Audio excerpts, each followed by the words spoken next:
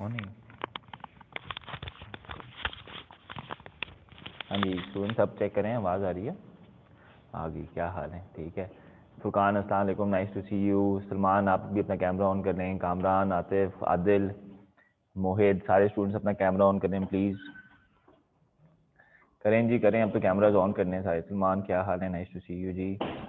आतिफ अस्सलाम वालेकुम, nice to see you. अल्हम्दुलिल्लाह मैं बिल्कुल ठीक ही, आप सुनाएं। खुबैब आपका कैमरा, गर्ल्स भी अगर ऑन करना चाहें कैमरा मुझे तो कोई इशू नहीं है।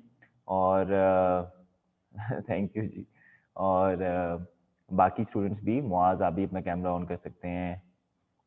सारे जी ऑन करें, जो गर्ल्स भी ऑन करना चाहती हैं। एंड क्वेश्चन भी जब आप लोगों ने पूछना हो तो प्लीज़ बस अपना हैंड रेस करें, चाहे बॉयज़ हों चाहे गर्ल्स हों, और क्वेश्चन पूछ लिया करें थ्रू द वॉइस। काफ़ी आसान हमारा काम हो जाता है।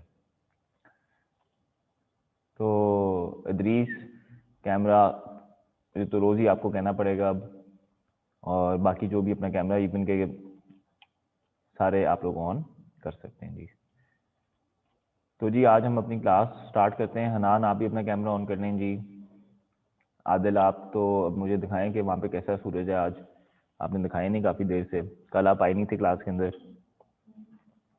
खुबैब आपने ज़रा मीरपुर का दिखाना है। चलें इंद्रीस, हम अपना कैमरा का इशू सॉर्ट आउट करें। आए थे अच्छा, कल आप शायद नज़र नहीं आए मुझे। अच्छा जी स्टूडेंट्स, हम ज़रा bad debts and provision for bad debts को ज़रा लेके चलते हैं आगे। और थोड़ा सा हम आज देखेंगे, हम रिकैप करेंगे क्लास में, जिस हम शुरू में करते हैं कि हमने क्या पढ़ा है और उसमें से क्या क्या चीज़ें हमें कवर करनी हुई हैं। अब जहाँ पे क्वेश्चन आता है प्रोविज़न फॉर बैड डेट्स का और बैड डेट्स का, तो वो यूजली आपसे ये कहता है कि जी मुझे let's say year ended 30th December 2015, year कोई भी हो सकता है, लेकिन एज एन एग्जांपल जी। कामरान मैंने देख लिया क्वेश्चन आपका, मैं ज़रा क्लास के बाद इसको देखता हूँ, आप मुझे मैसेज कर दें, मैं इसको सोल्यूशन देख लूँगा। तो हम बात कर रहे थे कि हमारी रिक्वायरमेंट्स ये होती हैं कि जी ईयर एंडेड 30th दिसंबर 2015 के, या तो वो आपसे कहता है कि जी लेजर अकाउंट्स प्रिपेयर कर लें, ठीक है जी, या वो आपसे ये भी कह सकता होगा कि क्लोजिंग बैलेंस प्रिपेयर कर लें आप एज ऑन 30th दिसंबर 2015, ठीक है। ये हमारी रिक्वायरमेंट्स कुछ आ जाती हैं क्वेश्चंस के अंदर। और लेजर अकाउंट्स की बात करें या क्लोजिंग बैलेंस की बात करें तो वो हमें 3 आइटम्स की कहता है। डेटर्स की कहता है, वो हमें प्रोविजन की कहता है, फॉर डाउटफुल डेट्स की हमें कहता है कि आप इसका या तो लेजर अकाउंट बनाएं या इसका closing balance as on 30th December 2015 करें। दोनों का मतलब एक ही है। लेजर अकाउंट भी मैं बनाऊंगा तो उसका भी एंड पे मैंने कैरी डाउन निकालना है, क्लोजिंग बैलेंस निकालना है, और क्लोजिंग बैलेंस भी लेजर अकाउंट के अंदर एंड पे एज बैलेंस कैरी डाउन आता है। इसको जरा देखते हैं। तो डेटर्स का बनाएं, प्रोविजन फॉर डाउटफुल डेट्स का बनाएं, और तीसरा वो कह देता है कि बैड एंड डाउटफुल डेट्स का मुझे लेजर अकाउंट बना दें या इसका ईयर एंड बैलेंस कर दें, ठीक है। E10 पे जी आते हैं, एक सेकंड जी।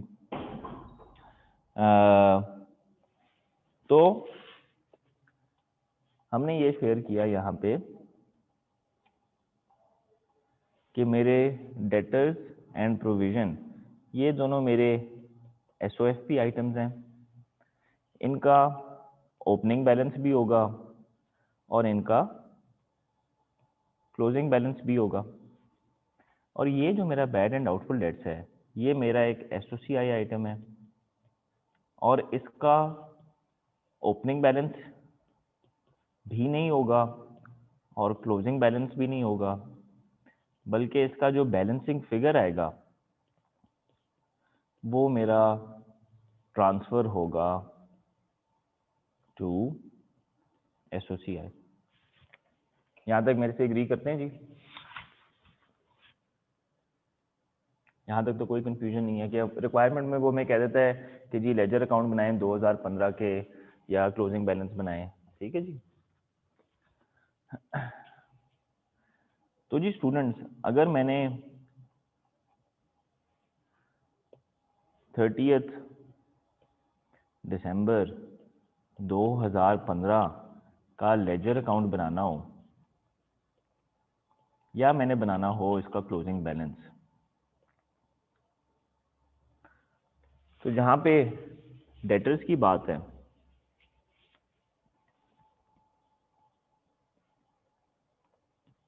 तो डेटर्स का लेजर अकाउंट ऐसे बनेगा, टी अकाउंट में 31 दिसंबर 2015 का जो क्लोजिंग बैलेंस है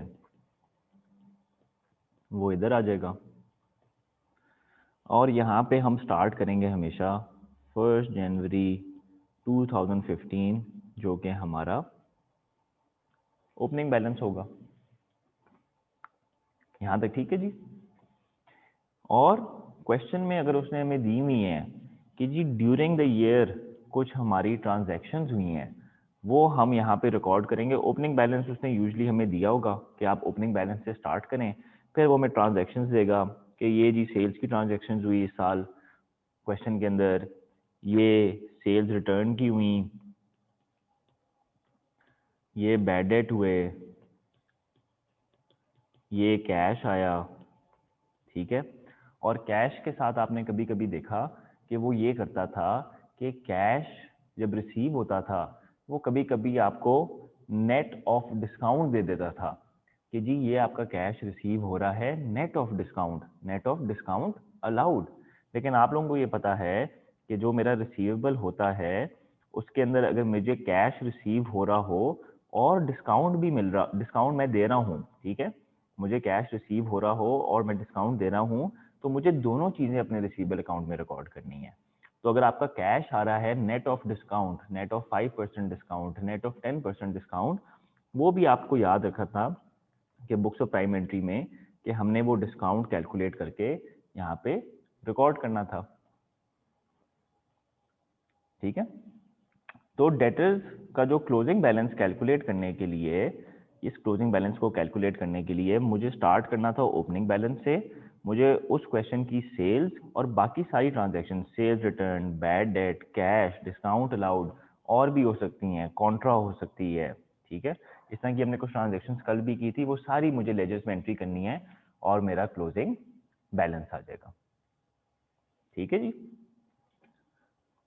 यहाँ तक कोई क्वेश्चन तो नहीं है जी कि सेल्स की अगर रिक्वायरमेंट हो, अगर उसकी क्वेश्चन में रिक्वायरमेंट हो, वो कहे कि जी मुझे डेटर्स बना दें, डेटर्स का मुझे क्लोजिंग बैलेंस कर दें, तो कोई मसला नहीं है। आप हमें ओपनिंग बैलेंस यूजली क्वेश्चन में दिया होता है, उसने बाकी ट्रांजेक्शन उसने क्वेश्चन में चाहे रिक्वायरमेंट 1 में लिखी हो, चाहे पार्ट 2 में लिखी हो, चाहे पार्ट 4 में लिखी हो, चाहे पार्ट 6 में लिखी हो, जो जो डेटर अकाउंट में जाता है, बैड डेट जाता है, डिस्काउंट अलाउड जाता है, कैश रिसीव जाता है फ्रॉम क्रेडिट कस्टमर्स, वो सारा कुछ यहाँ पे आ जाएगा, ठीक है जी। अब जी इसके साथ हमने कल एक चीज लिंक की, वो ये था कि इसके साथ जो हमें दूसरा अकाउंट बनाना था वो था प्रोविजन फॉर डाउटफुल डेट्स। और प्रोविजन फॉर डाउटफुल डेट्स एक हमारा SOFP अकाउंट है, वो हमें ये कहता था कि जी इसका लेजर अकाउंट बनाएं या इसकी क्लोजिंग बैलेंस करें। तो क्लोजिंग बैलेंस कैरी डाउन या क्लोजिंग बैलेंस करने के लिए हमारे पास इसका एक ओपनिंग बैलेंस भी होना चाहिए था। इसको मैं चलें क्लैरिटी के लिए इसको हम ओपनिंग बैलेंस ही लिखते हैं जो क्रेडिट साइड पे आता है, और क्लोजिंग बैलेंस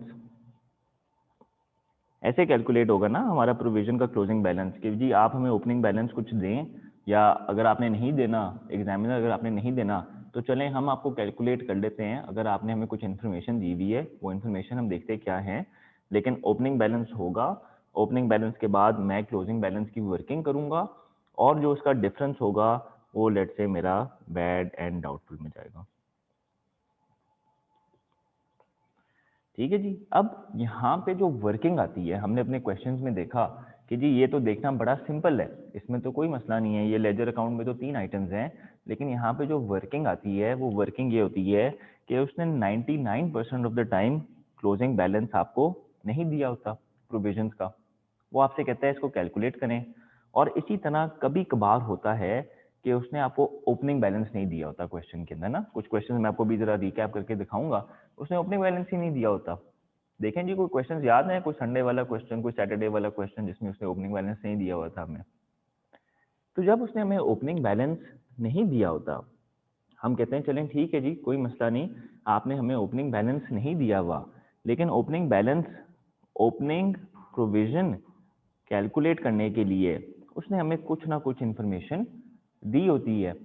हमें ये याद है कि हमारा जो प्रोविजन होती है वो दो चीज़ों पे बेस्ड होती है, जनरल प्रोविजन पे और स्पेसिफिक प्रोविजन पे।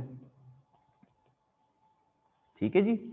तो अगर मैंने ओपनिंग प्रोविजन कैलकुलेट करना है तो मैं जी अगर ओपनिंग जनरल कर लूँ कैलकुलेट और ओपनिंग स्पेसिफिक कर लूँ कैलकुलेट और इन दोनों को ऐड कर लूँ तो मेरा ओपनिंग प्रोविजन आ जाएगा जी। एग्रीड जी? इससे चैट बॉक्स में बताएं, थम्स अप के थ्रू बताएं, कैसे तो एग्रीड है ना, इसमें तो कोई मसला नहीं है। ठीक है, वेरी गुड जी। अब मुझे ओपनिंग स्पेसिफिक कैलकुलेट करने के लिए क्या इंफॉर्मेशन चाहिए? ओपनिंग स्पेसिफिक उसने मुझे यूजली क्वेश्चन में किसी ना किसी तरीके से बताया होता है। फॉर एग्जाम्पल,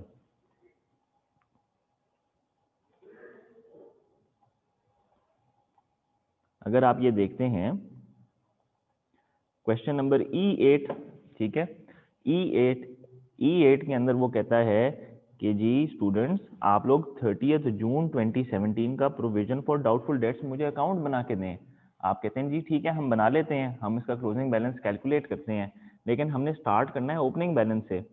उसने आपको ओपनिंग बैलेंस तो कहीं नहीं दिया हुआ प्रोविजन का, लेकिन उसने आपको कुछ डिटेल्स दे दी हैं कि जी ऑन ओपनिंग डेट ये 30 जून 2017 क्लोजिंग है और एक साल पहले 1 जुलाई 2016 ये ओपनिंग है। तो उसने ये डिटेल्स दे दी हैं कि जी ये आपकी इस डेट की ओपनिंग स्पेसिफिक थी। तो ओपनिंग प्रोविजन को कैलकुलेट करने के लिए जो ओपनिंग स्पेसिफिक डेटर्स होते हैं वो उसने कभी कभी आपको, या वो उसने क्वेश्चन में आपको दिए होंगे। ठीक है, अगर कोई हैं, और अगर कोई भी नहीं है या क्वेश्चन साइलेंट है और कोई ओपनिंग स्पेसिफिक मेंशन नहीं करता तो यहाँ पे ओपनिंग स्पेसिफिक 0 हो जाएगा। कोई है ही नहीं, क्वेश्चन में कुछ लिखा ही नहीं हुआ तो ओपनिंग स्पेसिफिक कुछ होगा नहीं। तो आपका इस तरह फिर ओपनिंग स्पेसिफिक कैलकुलेट हो जाएगा। क्वेश्चन में उसने डिटेल दिया होगा कि जी अगर हम यहाँ पे बना रहे थे अपना लेजर अकाउंट 30 दिसंबर 2015 का, तो उसने क्वेश्चन के अंदर कोई हमें दी होंगी 1 जनवरी 2015 की ओपनिंग स्पेसिफिक प्रोविजंस। क्वेश्चन कोई भी नहीं है, ये बस मैं रिकैप कर रहा हूँ। ठीक है हैदर, ये मैं रिकैप कर रहा हूँ अभी। तो ओपनिंग प्रोविजन आपका क्वेश्चन की बेस पे इंफॉर्मेशन पे आ जाएगा। और इस तरह अगर आपसे कहा जाए कि जी ओपनिंग जनरल आप कैलकुलेट करें तो ये कैसे करेंगे जी? ओपनिंग जनरल का मतलब है ओपनिंग प्रोविजन आपने करनी है कैलकुलेट एज एट 1 जनवरी 2015। तो ओपनिंग जनरल कैलकुलेट करने के लिए हमारे पास जो ओपनिंग डेटर्स होंगे, जो ओपनिंग डेटर्स होंगे इनको हम लेंगे,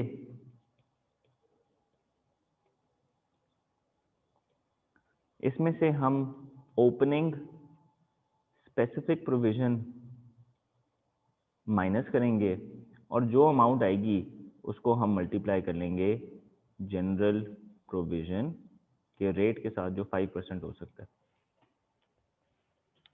ये ठीक है जी, अगर हमने ओपनिंग कैलकुलेट करनी हो तो ये इस तरह कैलकुलेट हो जाएगी। ठीक है कि आप ओपनिंग डेटर्स लें, ओपनिंग स्पेसिफिक प्रोविजन लें और उसके बेस पे आप ओपनिंग प्रोविजन कैलकुलेट कर दें। ठीक है, यहाँ पे ये जो ओपनिंग बैलेंस आपका आना है। स्टूडेंट्स यहाँ तक सही है तो जरा मुझे बताएं, चैट बॉक्स में लिखें जरा, ताकि ना मैं इसके अकॉर्डिंगली आगे चलूँ। ठीक है, no confusion, 100% clear, very good जी। ठीक है जी, और इस तरह वो फिर कहता है कि चलें जी अब आपने ओपनिंग बैलेंस कर ली है तो अब जी आप मुझे क्लोजिंग बैलेंस भी कैलकुलेट करके बताएं। आप कह देते हैं जी कोई मसला नहीं, हम क्लोजिंग प्रोविजन भी कैलकुलेट करते हैं। क्लोजिंग प्रोविजन के लिए अगेन मेरी दो हिस्सों में ये स्प्लिट होगी, जनरल पे और स्पेसिफिक पे। ठीक है जी, स्पेसिफिक के लिए उसने मुझे क्वेश्चन के अंदर इंफॉर्मेशन दी होगी कि जी आपने क्लोजिंग प्रोविजन करनी है एज एट 31 दिसंबर 2015, ये था एज एट 1 जनवरी 2015। तो क्लोजिंग प्रोविजन एज एट 31 दिसंबर 2015 के अंदर मेरे पास जो स्पेसिफिक डेटर्स होंगे क्वेश्चन में एज एट 31 दिसंबर 2015, उनको मैं इंक्लूड करूंगा। और जनरल कैलकुलेट करने के लिए जो मेरे क्लोजिंग डेटर्स हैं एज एट 31 दिसंबर 2015, उनको मैं लेके माइनस स्पेसिफिक डेटर्स करके जो मेरी वैल्यू आएगी उसको मैं अपने प्रोविजन रेट के साथ मल्टीप्लाई कर दूंगा। ठीक है, यहां तक ठीक है जी। इसमें बस मैं अपने क्वेश्चंस में एक इम्पॉर्टेंट चीज का ख्याल रखूंगा, ये मेरी बात सारे स्टूडेंट्स ने बहुत गौर से सुननी है कि एक इम्पॉर्टेंट चीज का मैं ये ख्याल रखूंगा कि अगर तो मेरी कोई प्रोविजन है ओपनिंग मेरी कोई स्पेसिफिक प्रोविजन है और उसका ड्यूरिंग द ईयर कोई चेंज नहीं हुआ, मतलब कि उस प्रोविजन वो बैड नहीं हुई, या वो जो डेटर था ओपनिंग स्पेसिफिक वाला उसने कोई पैसे नहीं दिए, उसमें कोई चेंज नहीं आया, या उसका कोई बैलेंस जो है वो अभी भी आउटस्टैंडिंग है, तो वो जो ओपनिंग स्पेसिफिक वाली प्रोविजन है वो मेरी इस साल के एंड पे क्लोजिंग में भी शामिल होगी। फॉर एग्जाम्पल हमारे थे एक मिस्टर ए हमारे स्टार्ट ऑफ द ईयर एक प्रोविजन थी हमारी मिस्टर ए पे। ठीक है, लेट से हमने 100 रुपीज की प्रोविजन की हुई थी मिस्टर ए पे। During the year mister A से हमने कुछ भी नहीं सुना, कोई कैश नहीं आया, ना मिस्टर ए बैड डेट हुए, कोई चेंज नहीं आया। तो मिस्टर ए ने एंड ऑफ द ईयर पे भी क्लोजिंग प्रोविजन में आना है। तो इस चीज का बस हमने ख्याल रखना है कि हमने कुछ क्वेश्चंस देखे यहाँ पे हमने देखा for example question number E9 के अंदर, अगर आप ये देखें मेरे साथ, क्वेश्चन नंबर E9 में उसने ये कहा कि जी students calculate prepare the ledger accounts for the month of August 16। अच्छा, ledger accounts for the month of August 16 मतलब कि मैंने 30 अगस्त 2016 तक के लेजर अकाउंट्स बनाने हैं। ठीक है जी, तो E9 के अंदर उसने मुझे ये कह दिया कि मेरा ओपनिंग बैलेंस ये है जिसमें मेरे ट्रेड डेटर्स ये हैं, और स्पेसिफिक प्रोविजंस उसने मुझे दो दे दी ओपनिंग की। देखें जी साथ, आ गए जी E9 पे। ठीक है जी, अब दो मेरी प्रोविजंस थी बी ट्रेडर्स की और रे ब्रदर्स की। अब आगे उसने मुझे ये कहा है इन ट्रांजैक्शंस में कि जी रे ब्रदर्स तो बैंकरप्ट हो गया और इसका डेट जो है वो राइट ऑफ हो गया, तो ये मेरा रे ब्रदर्स जो था ये खत्म हो गया। लेकिन इसके अंदर स्टूडेंट्स उसमें आप देखेंगे तो उसने 2, 3, 4, 5 के अंदर कहीं पे बी ट्रेडर्स के बारे में कुछ भी नहीं कहा।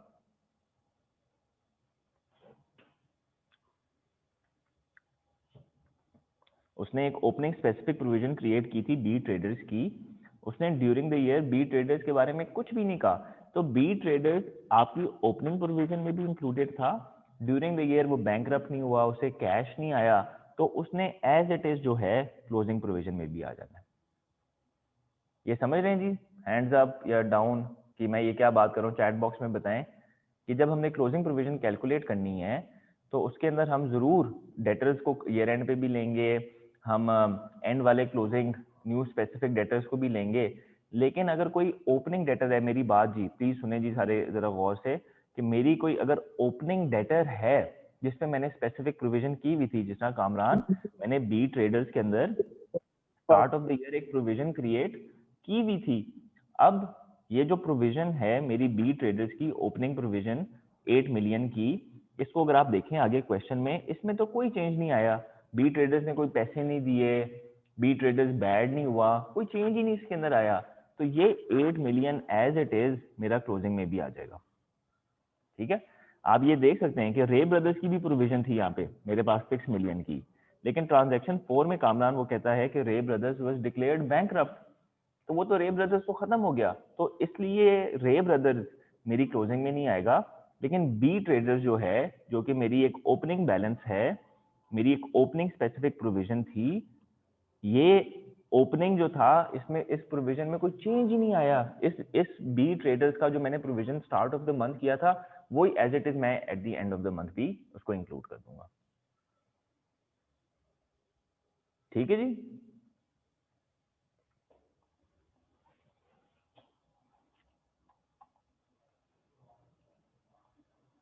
अच्छा जी, E10 का सॉल्यूशन जो है वो हमने वैसे कल किया हुआ था। कौन मुझसे पूछा था जी? कल रिकॉर्डिंग के अंदर आ जाएगा आपके पास, और मैं इसकी पिक्चर भी क्लास के एंड पे आपके साथ शेयर कर देता हूँ। चलें जी आगे, क्लियर है जी? बताएं जी, बैड डेट्स का हमें और प्रैक्टिस करनी चाहिए या न्यू टॉपिक पे जाना चाहिए?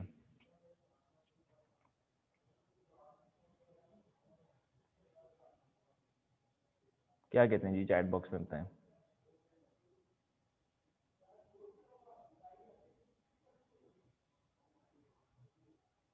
ठीक है, मेरे ख्याल में आज जो है ना, हम आज का दिन आप लोग मुझे प्रूव करें कि ये बैड डेट समझ में आ गया है, तो एक क्वेश्चन जरा हम करते हैं क्लास में E12। ठीक है, एक क्वेश्चन और कर लेते हैं। ठीक है, वो क्वेश्चन है हमारा E12। ये प्लीज ये स्टूडेंट्स जितने भी आप यहाँ पे हैं, ये आप सारों ने कंप्लीट करना है, और ये हमने आज फुल अंडरस्टैंड करके इसको कंप्लीट करना है। ठीक है, इसमें कोई क्वेश्चन हो गया हमने इसको रिजॉल्व कर देंगे। ठीक है, तो आए जरा E12 ओपन करें, मैं आपके साथ जरा पढ़ता हूँ पहले, और फिर जो है इसको आप लोग सॉल्व करेंगे जी। ठीक है, तो आए हैदर, बिस्मिल्लाह करें।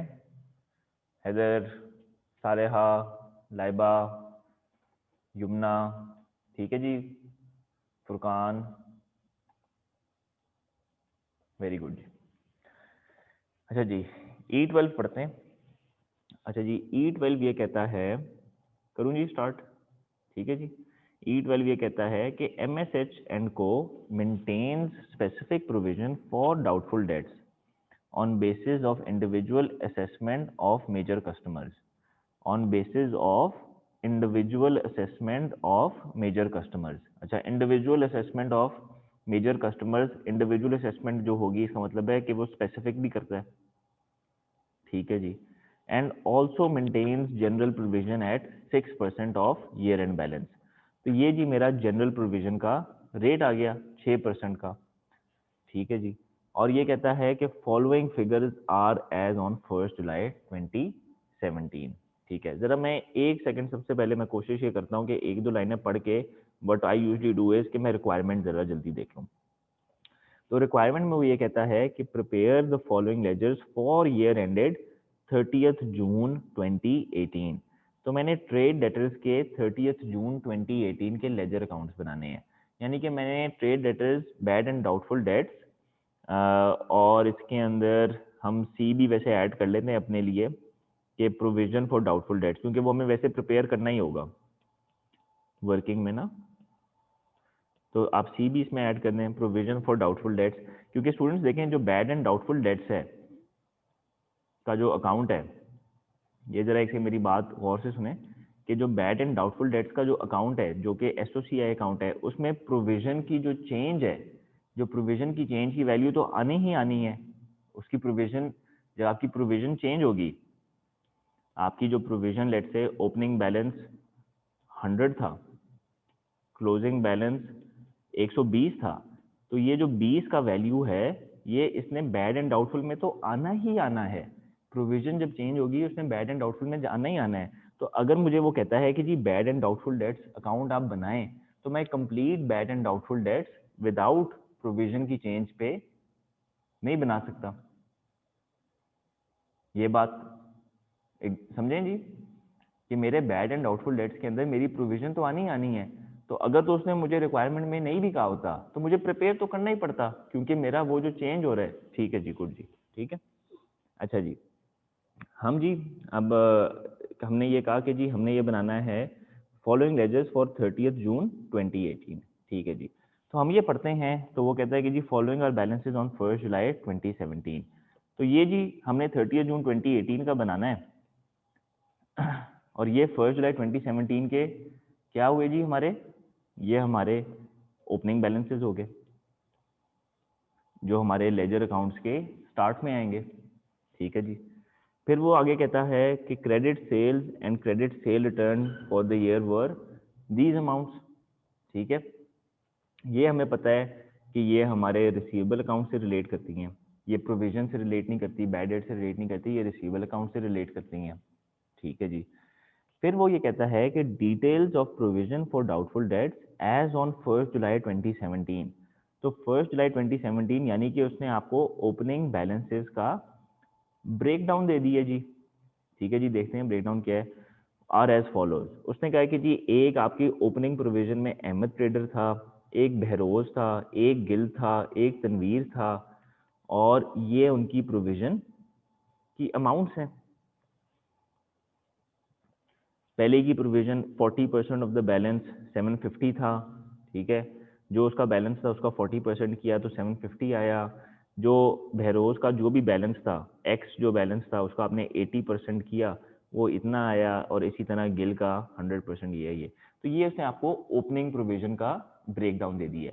ये उसने क्यों दिया जी? ये उसने इसलिए दिया है ताकि जो हम यहाँ पे भी डिस्कस कर रहे थे कि अगर तो कोई मेरा ओपनिंग स्पेसिफिक प्रोविजन का बैलेंस कोई at the end of the year outstanding हो, उसको मैंने क्लोजिंग में जरूर इंक्लूड करना है। तो जी अगर तो इसके अंदर कोई हमारा प्रोविजन का बैलेंस है ओपनिंग में जो कि अभी भी ईयर एंड पे वो आउटस्टैंडिंग है, उसमें कोई चेंज नहीं आया, उस वो बैड डेट नहीं हुआ, उसने सारे के सारे पैसे नहीं दिए हुए, तो वो वाला जो बैलेंस है वो हमारा क्लोजिंग के अंदर इंक्लूड होगा। इसलिए उसने आपको ओपनिंग का ब्रेकडाउन दिया है। ये बात क्लियर है कि नहीं जी? ठीक है जी, गुड जी। मुझे थोड़ा सा आप लोगों ने ज़्यादा चैट करना है क्योंकि ना ये ऑनलाइन है, मैं आप लोगों से शक्लें वगैरह नहीं देख सक रहा उस तरह, तो आप लोगों ने चैट के थ्रू बताना है ताकि मैं स्पीड अपनी उसके अकॉर्डिंगली चेंज करूँ। ठीक है जी। फिर वो ये कहता है कि चले हमें ये समझ आ गया कि उसने हमें स्पेसिफिक क्यों दी है ओपनिंग, तो ठीक है जी हम इसको कर लेंगे। बाकी मेरी जनरल प्रोविजन है, और ये जो 15330 आ रहा है, ये जो 15330 आ रहा है, ये सेम एज मेरा ओपनिंग बैलेंस जो उसने मुझे ऊपर दिया हुआ है, क्योंकि ये 15330 का बस ब्रेक डाउन है। फिर वो ये कहता है कि कलेक्शंस फ्रॉम क्रेडिट कस्टमर, यानी कि ठीक है जी कैश आया फ्रॉम क्रेडिट कस्टमर्स। हमें ये पता है कि जब कैश आता है फ्रॉम क्रेडिट कस्टमर्स तो वो हमारे रिसीवेबल अकाउंट में जाएगा, तो ठीक है जी हम उसको उधर डाल देंगे। तो वो ये कहता है कि cash from credit customers 1253180 includes the following: recovery of 1225 against trade debts written off in previous years। अब हम पूरे का पूरा 1253180 ये जो वैल्यू है, अभी तो हम पूरे का पूरा रिसीवेबल में डालने जा रहे हैं इसको, ऐसा ही है ना जी? ये तो कैश फ्रॉम क्रेडिट कस्टमर्स है, ये तो पूरे का पूरा हम रिसीवेबल में डालने जा रहे हैं। लेकिन उसने ये कहा कि जी आप लोग इसमें जरा कॉशियस हो जाएं कि इसके अंदर 1225 अमाउंट ऐसी इंक्लूडेड है जो कि बैड डेट रिकवरी से रिलेट करती है। और हमने ये पहले पढ़ा हुआ है कि जो बैड डेट रिकवरी की अमाउंट होगी वो रिसीवेबल अकाउंट में नहीं जाएगी, बल्कि वो वाली अमाउंट जो जाएगी वो किधर जाएगी जी? आपके बैड एंड डाउटफुल डेट में जाएगी। वेरी गुड जी। तो जब मैं कैश रिकॉर्ड करूंगा 1253180, मुझे इसकी एडजस्टमेंट करनी होगी। ठीक है जी, कोई मसला नहीं है। फिर वो ये कहता है कि amount of 5750 received net of 20% discount in full. तो ये जो डिस्काउंट है ये मेरा फिर से जी कैश डिस्काउंट आ गया। और मुझे ये पता था कि जब मैं रिसीवेबल में किसी को डिस्काउंट देता हूँ तो मेरा रिसीवेबल जो कम होता है वो कैश की वजह से भी कम होता है और डिस्काउंट की वजह से भी कम होता है। तो अगर तो मुझे कैश मिला है 5750 का और वो इसमें इंक्लूडेड है, वो तो मैं रिकॉर्ड कर दूंगा ऑलरेडी, वो है भी ऑलरेडी इसमें इंक्लूडेड, वो मैंने रिकॉर्ड कर दी है। लेकिन मैंने अपना डिस्काउंट भी तो रिकॉर्ड करना है, क्योंकि उस डिस्काउंट अलाउड की वजह से भी तो मेरा रिसीवेबल कम हो रहा है। तो मुझे डिस्काउंट अलाउड की यहाँ पे वर्किंग करके अपने रिसीवेबल अकाउंट में उसको इंक्लूड करना होगा। ठीक है जी, यहाँ तक ठीक है जी स्टूडेंट्स? वेरी गुड जी। फिर आगे वो ये कहता है कि जो मुझे पैसे मिले हैं 1253180, उसमें से मुझे अहमद ट्रेडर से, यानी कि ये वाला पर्सन, बहरोज से और तनवीर से मुझे इतने इतने पैसे मिले। ठीक है जी। अब ये उसने हमें क्यों बताया है, इसको जरा हम देखते हैं, इसको जरा हम देखते हैं कि इसने हमें क्यों बताया। तो इसको ज़रा मैं यहाँ पे जो पॉइंट है 4 मैं ज़रा यहाँ पे लिख देता हूँ। और उसके बाद उसने हमें ये कहा है कि 7800 फ्रॉम मोईद एंड को after adjustment of Contra amounting, तो ये भी हमारा रिसीवेबल अकाउंट में आ जाएगा। ठीक है जी। अब वो ये कहता है कि Behroz associate and Tanveer and Co were declared bankrupt and their debt will be written off. ठीक है जी। अब क्वेश्चन ये आता है यहाँ पे कि Behroz associate and Tanveer and co के पैसे कितने थे, डेट कितना था, अमाउंट कितनी थी, उसको कैलकुलेट करने के लिए आपको दो चीजें करनी होंगी जी। सबसे पहले हम ये देखेंगे कि फॉर एग्जांपल बहरोज का अगर ये प्रोविजन अमाउंट 1080 है, ठीक है, तो ये उसने कहा कि जी 80% ऑफ द बैलेंस है, 80% ऑफ द ओपनिंग बैलेंस है ना, ये क्वेश्चन में उसने ये कहा। तो हम सबसे पहले बहरोज का ओपनिंग बैलेंस कैलकुलेट करेंगे कि जी ओपनिंग बैलेंस था क्या, और ओपनिंग बैलेंस के बाद उसने ये कहा कि जी मुझे तो बहरोज से 1100 आगे थे ड्यूरिंग द ईयर, तो उसका ओपनिंग बैलेंस लेट से आई डोंट नो बनता है 1500, उसमें से अगर मिल गए हमें 1100 तो बाकी की सारी अमाउंट बैड होगी। ठीक है, बैड डेट, क्योंकि ओपनिंग बैलेंस उसका जो था स्टार्ट ऑफ द ईयर उसको कुछ पैसे मिल गए बहरोज से, बाकी की अमाउंट सारी बैड हो जाएगी। और इसी तरह तनवीर एंड को भी आप इसी तरह कर लेंगे, कैलकुलेट कर लेंगे। ठीक है जी। और इसके अंदर स्टूडेंट्स जो हमारी बाकी स्पेसिफिक डेटर्स हैं जो हमारे रह गए में हैं, जो बैड भी नहीं हुए, जिनसे कुछ कैश जिन्होंने 100% कैश नहीं दिया हुआ, वो जो बाकी डेटर्स हमारे रह गए में हैं वो हमारी क्लोजिंग प्रोविजन के अंदर भी इंक्लूड होंगे। फॉर एग्जाम्पल इसके अंदर जी गिल ब्रदर्स है, ठीक है, गिल ब्रदर्स ने 645 है, गिल ब्रदर्स का उसने कुछ भी नहीं कहा हुआ यहाँ तक कि गिल ब्रदर्स से कोई पैसे आए कोई पैसे नहीं आए। ठीक है, गिल ब्रदर्स बैड हुआ तो गिल ब्रदर्स की प्रोविजन हमने कैरी फॉरवर्ड करनी है क्लोजिंग के अंदर। अगर उसने ये कहा होता कि गिल ब्रदर्स 645 है, और अगर उसने ये कहा होता फॉर एग्जांपल कि जी गिल ब्रदर्स से ड्यूरिंग द ईयर लेट से 200 आ गया हुआ, तो ठीक है हम वो 200 माइनस कर लेते, लेकिन 645 माइनस 200 445, ये तो बैलेंस अभी भी रहता था गिल ब्रदर्स का। 200 उसने दे दिए, thank you G Gill brothers, लेकिन 445 तो अभी भी रहता है, तो वो 445 जो है वो हम कैरी फॉरवर्ड करेंगे क्लोजिंग के अंदर। ये आपको मेरी बात समझ आई है जी?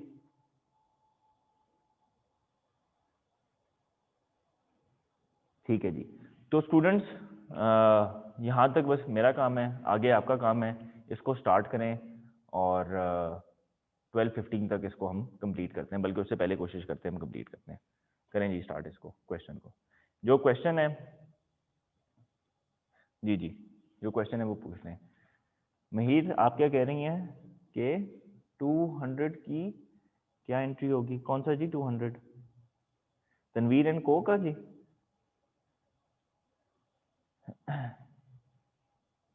महीर आप जरा मुझे बताएं कौन सा 200? और मुआज अगर आप अपना हैंड रेज कर दें तो मैं आपको बताता हूँ जी, मैं आपको अनम्यूट कर दूंगा। ठीक है जी।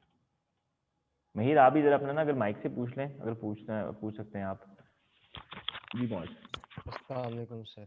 वालेकुम सलाम। सर ये मैंने पूछना है कि जो वर्किंग होगी मतलब जो कलेक्शन हुई है 1253180 की, इसमें से हम लोग जो सा रिटर्न ऑफ डेट था 1225 का, इसे निकाल देंगे, फिर जाके इसकी एंट्री करेंगे। इसके मुकाबले हम लोग पूरा कलेक्शन लिख लें और फिर डेबिट साइड पे दोबारा हम लोग 1225 की एंट्री कर दे बैड डेट के नाम से, ज़्यादा आसान नहीं हो जाएगा? नहीं देखें, डेबिट साइड पे तो सोल्यूशन में कुछ सोल्यूशन में आया होगा ना, कि उसने डेटर अकाउंट के अंदर डेबिट साइड पे, आप यही कह रहे हैं ना कि डेटर अकाउंट के अंदर डेबिट साइड पे आ जाए 1225, हम्म। तो लेकिन हमने तो ये डबल एंट्री पढ़ी नहीं कलेक्शन है। क्रेडिट साइड पे आ जाए।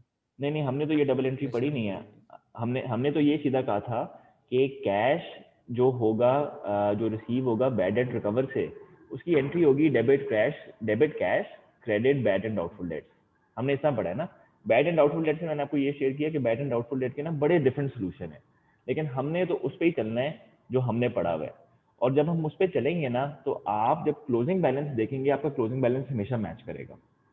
तो मैं इसमें ये शेयर करता हूँ कि हमने तो ये पढ़ा कि जी अगर हमारे पास कैश आपने दिया हुआ है टोटल लेट से 100, उसमें से आप ये कहते हैं कि जी 20 relates to bad debt recovery, तो वो जो 20 है वो bad and doubtful debt expense account में जाएगा, और बाकी जो 80 है वो जो है वो रिसीवेबल अकाउंट में जाएगा।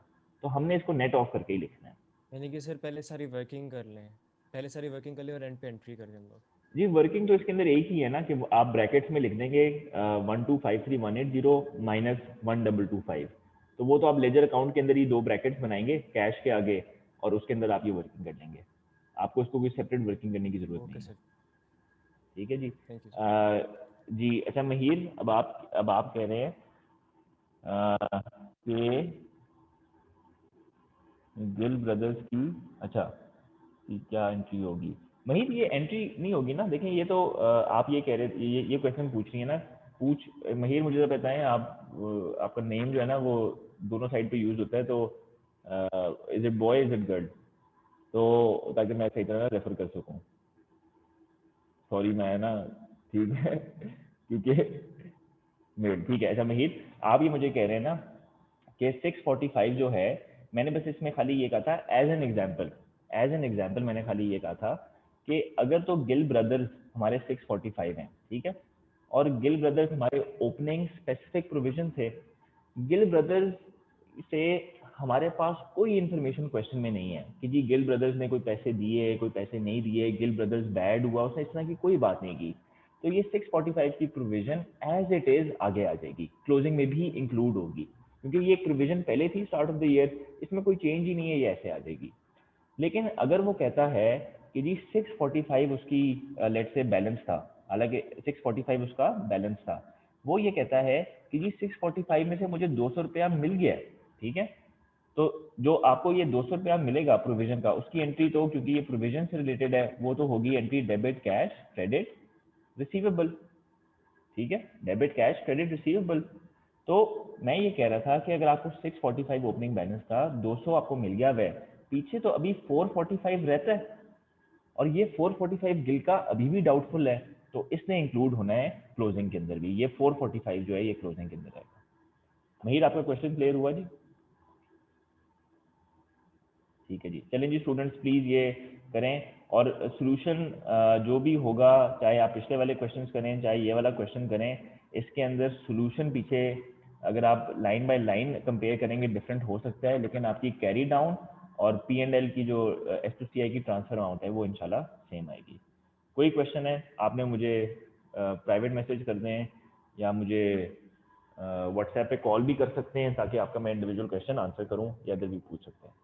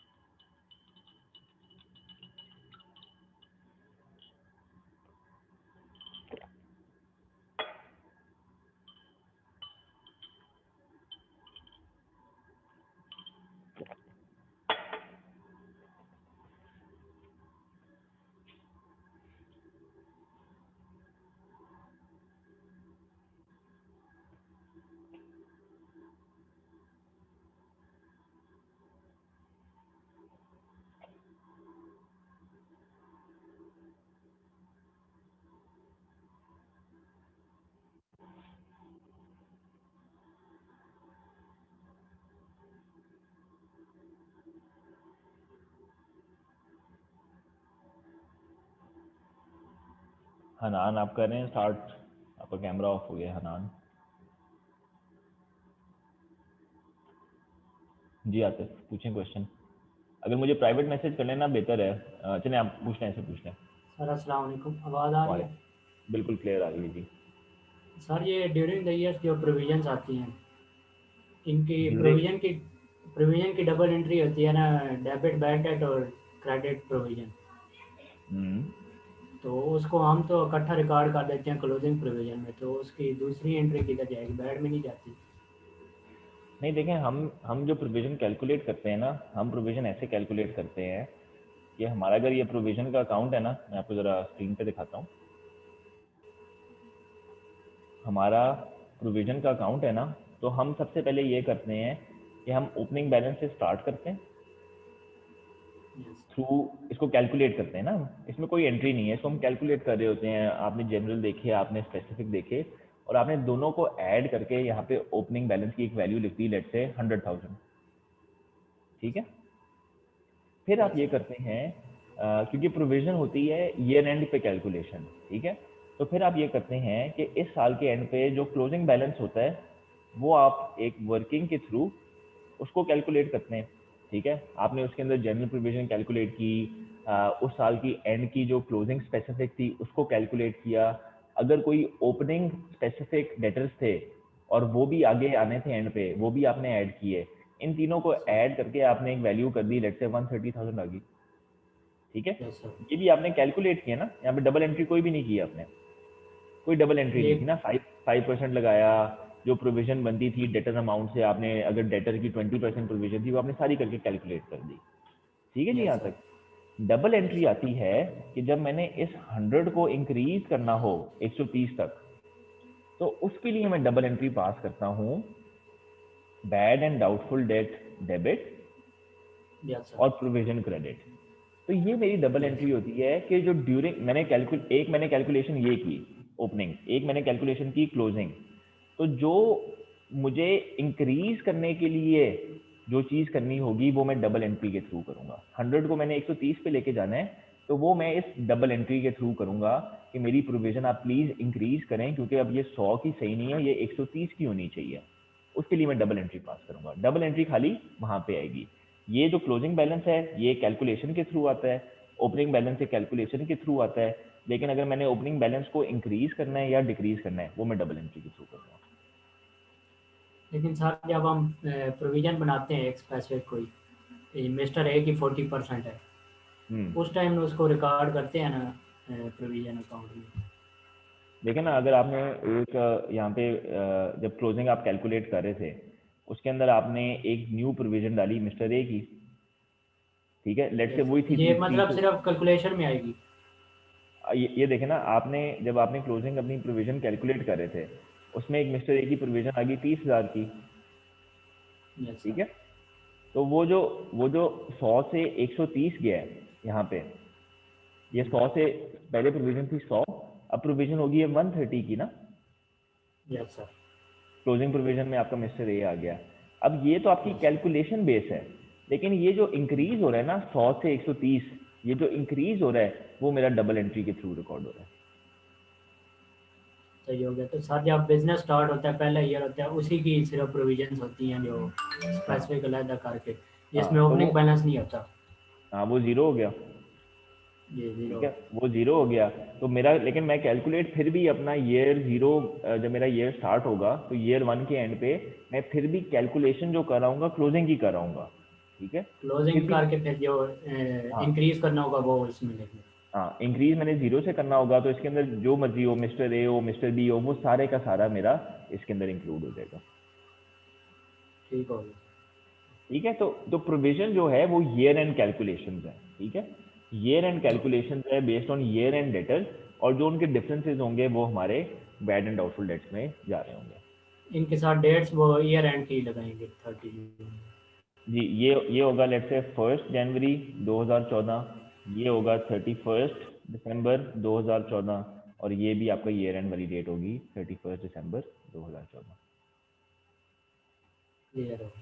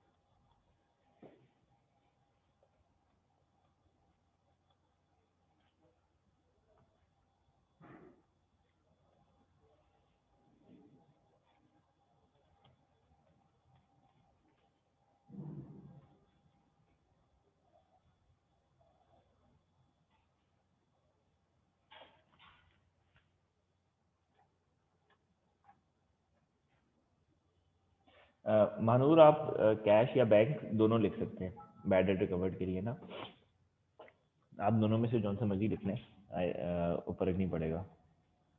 आई थिंक के हाँ जी, दोनों में से जौन सा मर्जी लिख लें, बैंक लिख लें तो बेहतर है।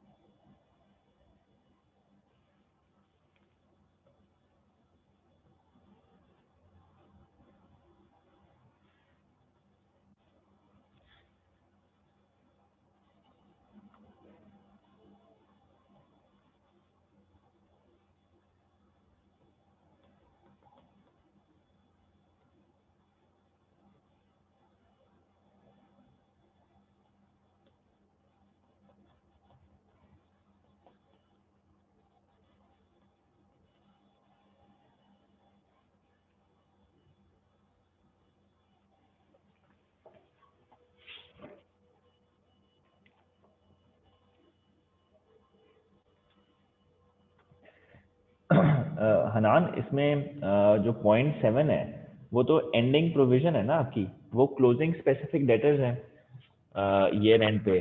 तो ये जो क्लोजिंग स्पेसिफिक डेटर्स हैं ये आपकी ईयर एंड की कैलकुलेशन में इंक्लूड हो जाएंगे। जब आप ईयर एंड की प्रोविजन कैलकुलेट कर रहे होंगे क्लोजिंग प्रोविजन, तो जो 0.7 में उसने हमें कोई नए डेटर्स दे दिए हैं कि जी इनकी भी आपने क्लोजिंग प्रोविजन बनानी है, तो वो जब आप क्लोजिंग प्रोविजन कैलकुलेट करेंगे उसके अंदर इंक्लूड होंगे। ये हनान जरा चेक करें, मुझे बताएं। कामरान आप कह रहे हैं कि 0.4 में अहमद बेरोज का बता दें, तो नहीं हनान, इनकी जनरल प्रोविजन तो नहीं होगी। कामरान सॉरी, मैं आपको बताता हूँ। लेकिन ये तो स्पेसिफिक है ना, उसने ये कह दिया है कि जी एम ए ब्रदर्स पे अमाउंट ड्यू है 2050, इसका 70% आप करें। जे ए एंड को 725 है, इसका 40% आप करें। एस डी एंड को 400 है, इसका 100% करें। तो ये तो स्पेसिफिक हो गया ना, स्पेसिफिक प्रोविजन की स्पेसिफिक आप डेटर्स की स्पेसिफिक प्रोविजन कैलकुलेट करेंगे। जनरल तो उसमें जनरल में तो डेटर का नाम ही नहीं होता, वो तो ये कहता है कि जी ये क्लोजिंग बैलेंस है, इस क्लोजिंग बैलेंस पे आप 5% अप्लाई कर दें, स्पेसिफिक डेटर्स को रिमूव करके वो आपकी जनरल प्रोविजन निकलती है। ठीक है हनान, जरा इसको चेक करने और फिर जरा अगर ऑडियो पे डिस्कस करना हो तो वो भी कर लें। अच्छा कामरान, इसमें आप कह रहे हैं कि जी 0.4 में अहमद और बहरोज का बता दें।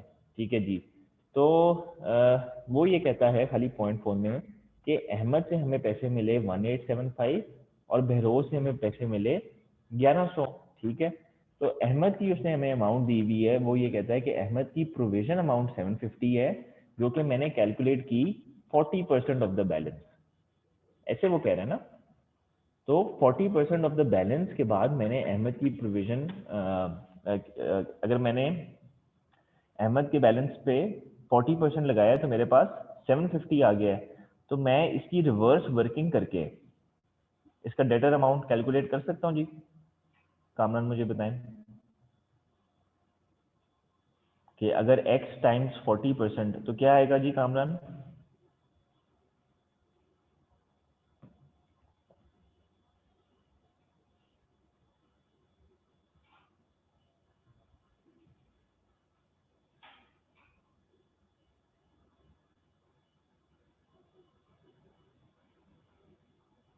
अगर x टाइम्स 40%, कामरान मुझे बताएं, x टाइम्स 40% 750 है, तो x कितना बनेगा जी?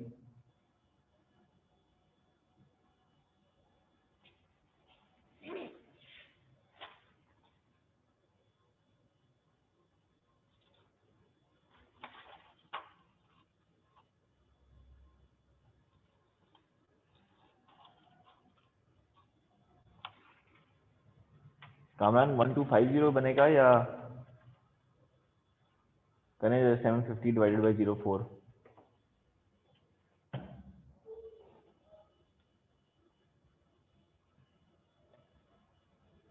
कामरान इसको डबल चेक करें प्लीज, कैलकुलेटर मेरा रोज ही फेल होता है।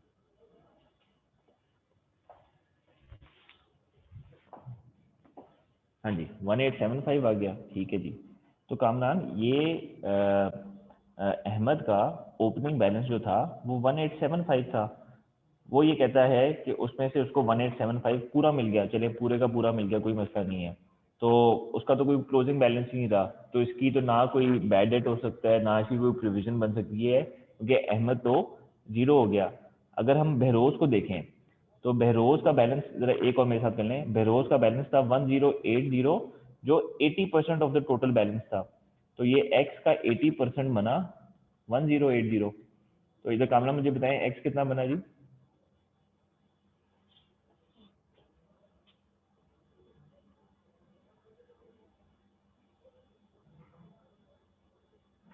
बहरोज की अगर बात करें हम 1350, सॉरी या पहले शायद यही बता रहे थे, ठीक है। अब वो ये कहता है कि जी बहरोज से मुझे 1100 मिल गया, ठीक है जी, पीछे रह गया 250, और फिर वो ये कहता है कि Behroz associate and Tanveer were declared bankrupt, तो उसको 1100 तो मिल गया उसको ड्यूरिंग द ईयर, लेकिन उसके बाद जो बाकी जो 250 है वो उसका बैड डेट हो गया, और वो फिर बैड डेट्स में चला जाएगा, ठीक है। और इसी तरह अगर आप तनवीर की भी वर्किंग करें वो भी बिल्कुल इसी तरह होगी, ठीक है। तो इसको जरा कैलकुलेट करके देखें।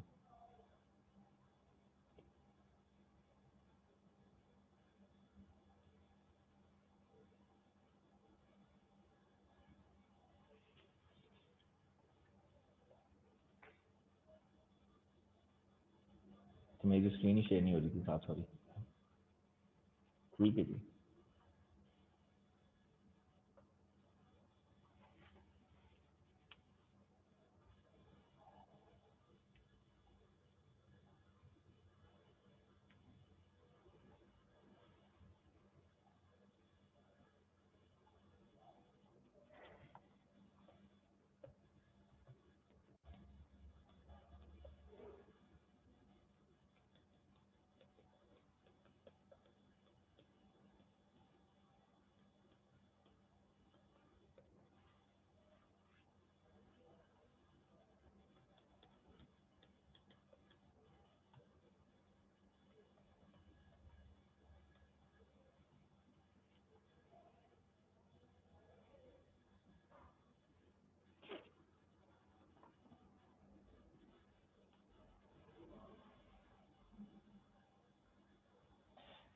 मुआज इसके अंदर देखें ये कह रहा है कि 7800 रिसीव हुआ है मोइदन को से, मोइदन को से तो 7800 रिसीव हुआ है ना, कॉन्ट्रा वाली अगर हम एंट्री देखते हैं तो 7800 रिसीव हुआ है मोइदन को से, तो वो 7800 तो इंक्लूडेड है कैश कलेक्शन में 1253, लेकिन साथ ये कहता है कि आफ्टर एडजस्टमेंट ऑफ कॉन्ट्रा, वो कॉन्ट्रा की एडजस्टमेंट होती है, वो तो एक कैश एडजस्टमेंट तो नहीं होती, वो तो खाली एक बैलेंस मैं ऑफसेट कर रहा हूँ डेबिट पेएबल करके क्रेडिट रिसीवेबल करके, उसमें कोई कैश तो इन्वॉल्व नहीं है।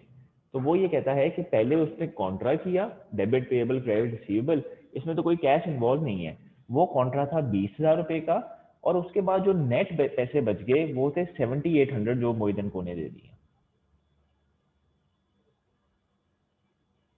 ठीक है। तो कॉन्ट्रा वाला पार्ट कैश के अंदर तो नहीं आएगा, वो 20,000 कैश आइटम तो नहीं है, वो तो बस एक उसका पेएबल को हम ऑफसेट कर रहे हैं उसके रिसीवेबल के साथ, ठीक है जीरो।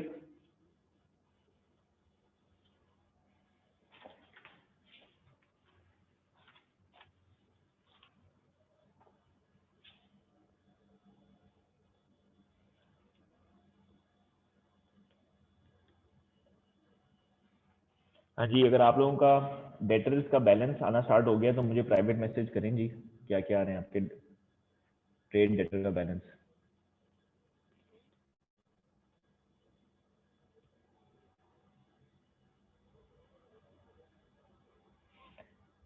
हनान, ये जो कैश हमें रिसीव हुआ है 1253180, ये तकरीबन सारे का सारा ही ये आपके क्रेडिट कस्टमर से रिसीव हुआ है ना, तो ये सारे का सारा ही इंक्लूड होगा रिसीवेबल अकाउंट में, सवाए इसके अंदर एक आइटम है जो रिलेट करती है बैड डेट रिकवरी को, जो बैड डेट रिकवरी को रिलेट करती है वो इस रिसीवेबल अकाउंट में नहीं आएगा, वो वाला कैश आपका बैड एंड आउटफुल में जाएगा जी, बल्कि आपने कह ही दिया खुद, बिल्कुल सही आपने खुद ही कह दिया, वेरी गुड जी।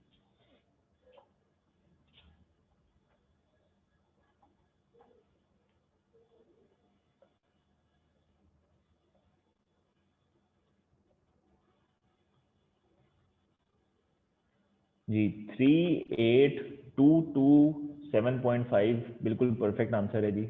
मैं आपके साथ भी शेयर भी कर लेता हूँ इसका।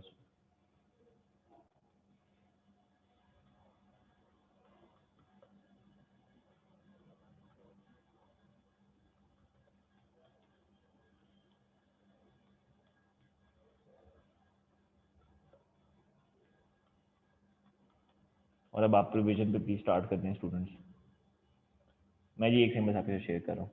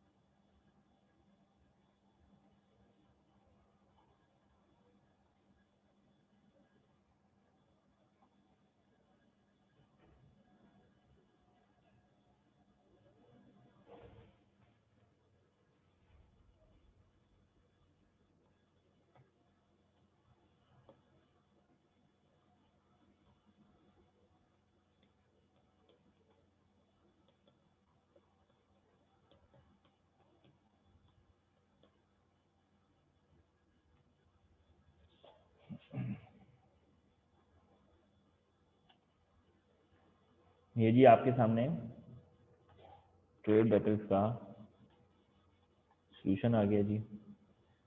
इसको ज़रा चेक कर लें। ये आई थिंक इसको अगर हम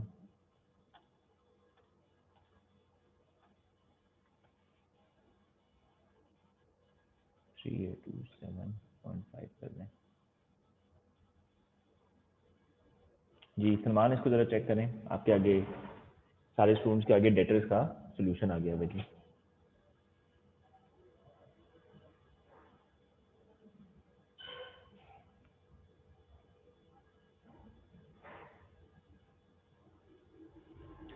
हनान देखें, कॉन्ट्रा तो 20,000 आपका आएगा ना, क्योंकि कॉन्ट्रा की डबल एंट्री है डेबिट पेएबल क्रेडिट रिसीवेबल। तो वो कॉन्ट्रा तो हमें रिकॉर्ड करना पड़ेगा रिसीवेबल अकाउंट के अंदर। और जो 7800 है वो तो कैश रिसीव था। ये देखें अगर आप क्वेश्चन के अंदर, तो वो ये कहता है कि 7800 मुझे कैश रिसीव हो गया है। तो ये 7800 तो इसके अंदर ऑलरेडी इंक्लूडेड है। और जो 20,000 है वो वाला जो हमारी अमाउंट है उसको हमने कॉन्ट्रा के थ्रू रिसीवेबल अकाउंट में करना है। जी जी स्टूडेंट्स चेक करें जी। और अगर कोई चीज़ मिस हुई है इसके अंदर या कोई मिस्टेक है वो भी ज़रा चैट बॉक्स में लिख देंगे किधर मिस्टेक हुई है, ताकि उसके अकॉर्डिंगली हम उसको कवर करें। ठीक है जी। वर्किंग 2 भी ये आ गई है। आगे चलें जी। जिनका इक्वल हो रहा है तो वो प्रोविजन फॉर डाउटफुल डेट्स को कंप्लीट करें। ये जी वर्किंग 2 है जी। इसके अंदर सबसे पहले हमने बहरोज की टोटल डेटर अमाउंट कैलकुलेट की, क्योंकि उसने ये कहा था कि provision was 80% of total debtor amount. ठीक है। और फिर बहरोज ने हमें जितना कैश दिया था 1100, तो पीछे इसका 250 रह गया था जो बैड होना था। इसको चेक कर लें जी।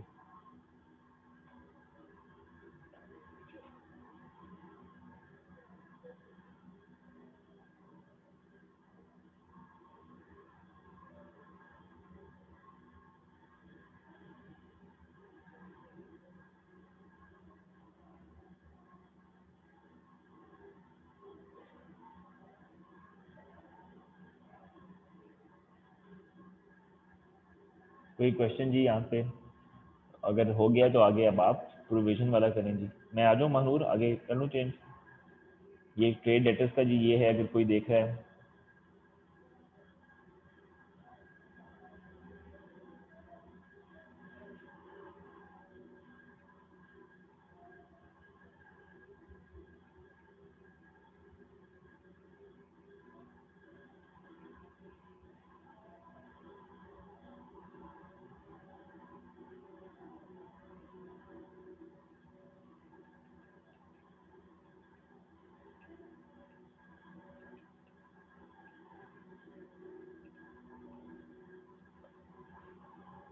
अगर किसी से प्रोविजन कैलकुलेट होगी है तो वो भी चैट बॉक्स में लिख दे, मुझे प्राइवेट मैसेज कर दे।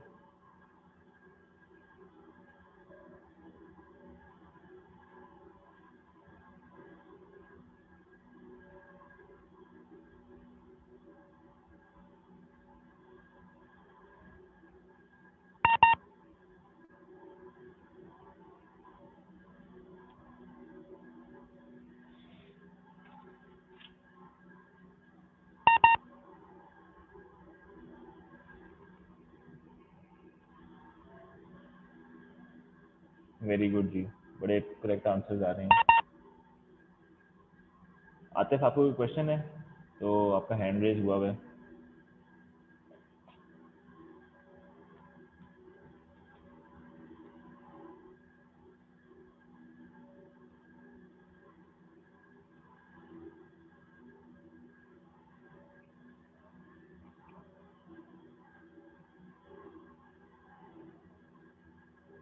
प्रोविजन से रिलेटेड जो स्टूडेंट क्वेश्चन पूछना चाहते हैं प्लीज पूछे जी।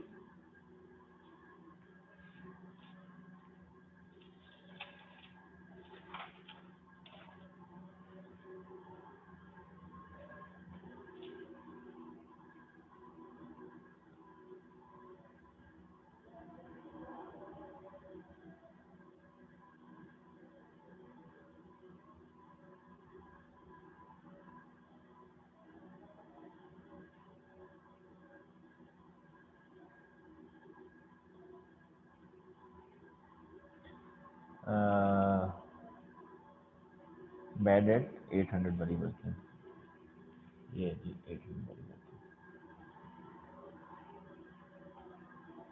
बिल्कुल जी, very good Iza, very good Atif, very good Zeerak, very good Yamuna. Private बस मैसेज अगर कर लें तो वेरी गुड जी। ठीक है, अब बैड एंड डाउटफुल डेट्स का भी ट्रांसफर टू एसओसीआई कैलकुलेट कर लें जी। चलिए जी, मुआज, कामरान, सालेहा, आप लोग भी मैसेज करें जी मुझे साथ साथ। लाइबा, ठीक है जी।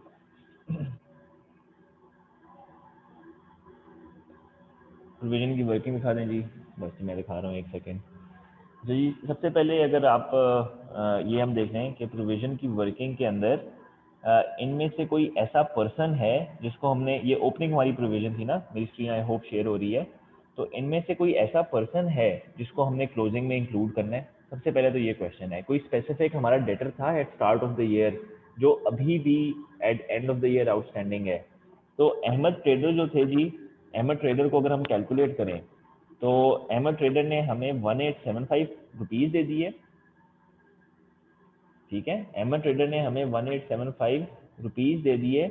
और अगर आप अहमद ट्रेडर्स का बैलेंस कैलकुलेट करें जी, अहमद ट्रेडर्स का बैलेंस कैसे कैलकुलेट करेंगे? 750 डिवाइडेड बाय 0.4, तो ये आप देखेंगे कि ये भी 1875 आता है। तो अहमद ट्रेडर्स ने तो अपने पूरे के पूरे पैसे जो थे वो दे दिए हैं और उनका एंड पे जीरो बैलेंस बचेगा। तो अहमद ट्रेडर तो ये एंड पे नहीं आ सकता। ठीक है जी, इस पे सारे एग्रीड है ना? और उसके साथ साथ उसने ये कहा कि जी बहरोज एंड तनवीर, ये दो हमारे पर्सन थे, ये हमारे बैड हो गए। ठीक है, तो फिर एंड पे मिस्टर गिल रहे हैं और गिल की 645 की प्रोविजन थी, 100% ऑफ द बैलेंस था, ओरिजिनल जो था वो 645 रहा। और गिल के लिए उसने ड्यूरिंग द ईयर कोई बात नहीं की कि गिल ने पैसे दिए, गिल ने कम पैसे दिए, ज़्यादा पैसे दे दिए या गिल बैड हुआ। तो गिल की 645 एज इट इज़ हमारी स्पेसिफिक प्रोविजन में इंक्लूड हो जाएगी। Gill carried forward